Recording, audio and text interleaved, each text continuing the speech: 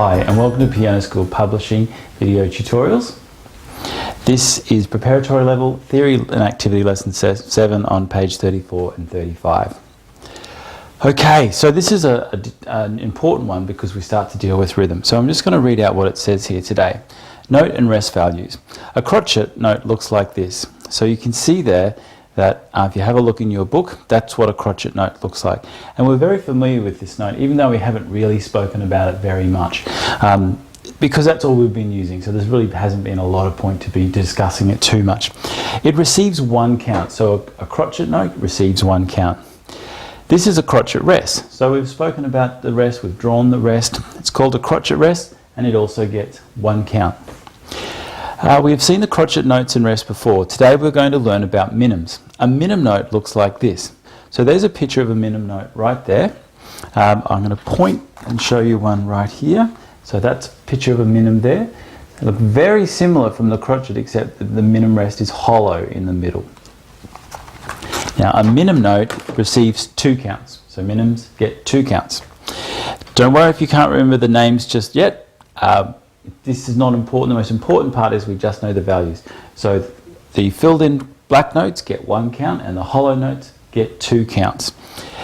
Underneath this it's got rhythm. So we're going to learn how to clap out some crotchets, which we already know, and then we're going to show you how to clap out the rhythm notes, the rhythm beats. Sorry, the minim beats. The first one there we know already, so it goes 1, 2, 3, 4. So we must show the rest with open hands and show that rest very clearly. So it goes 1, 2, 3, 4. The minim notes down here. So the minim get two counts. So what we do is we clap and we say 1, 2, and we show the two beats by flicking down that extra beat. So to count that whole bar, it goes 1, 2, 3, 4. I'll do that again. 1, 2, 3, 4. So on the opposite page now, we have two rhythm patterns that we want you to learn and clap out loud, and counting out loud as well. So it says your task is to write in the counting below the notes and then learn to clap and count each out loud. So I'm going to show you how to do that. It's pretty straightforward. So this 4-4 tells us that there's 4 counts in every bar. So I'm going to go 1, 2, 3, 4. A new bar. 1, 2, 3, 4. 1, 2, 3, 4, and 1, 2, 3, 4. So just have a look at that one there. You can see 1, 2, 3, 4, 1, 2, 3, 4, 1, 2, 3, 4. So I'm going to clap that out for you now. This one should be pretty easy because we've done it before. So it goes 1, 2, 3, 4, 1, 2, 3, 4, 1, 2, 3, 4, 1, 2, 3, 4. We're going to move to the new one down here, which is with the minims. So we go 1, 2, and then the second one gets the third and the fourth count. So they both get 2 beats each. So 1, 2, 3, 4. So make sure you space the counting out evenly. Don't squash up, go 1, 2. So you clap on 1 and you hold for 2. You clap on 3, you hold for 4. So it's important that when we're writing in the counting, it represents that. Now you can, if you like, you'll see on the example over here where they have put a little line to join to signify they're tied together. It's not that important if you do or you don't do that. It doesn't matter. It's whatever you I think that's quite clear there. But if you feel, particularly if you've got, if it's a young child learning, they might want to join that as a mental reminder to hold on.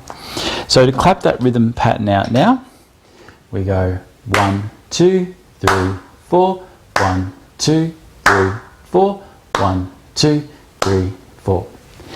So these rhythm exercises are going to start popping up all the way through the course books. They're very important.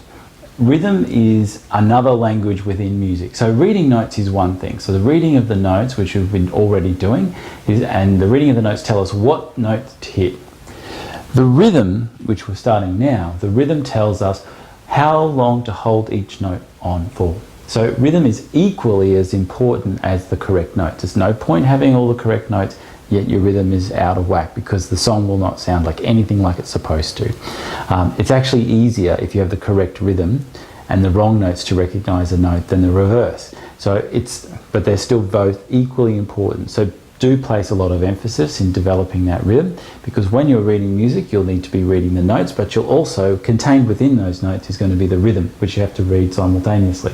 So that's why we pull it out here and separate it, so you can develop that skill first and then we can put it together with the music. Alright, so make sure, clapping, and you must count out loud. There's no such thing as counting in your head yet, that's years away, so just focus on counting out nice and loud. It's important that yourself can hear you clearly what you're saying. Alright, best of luck with that exercise.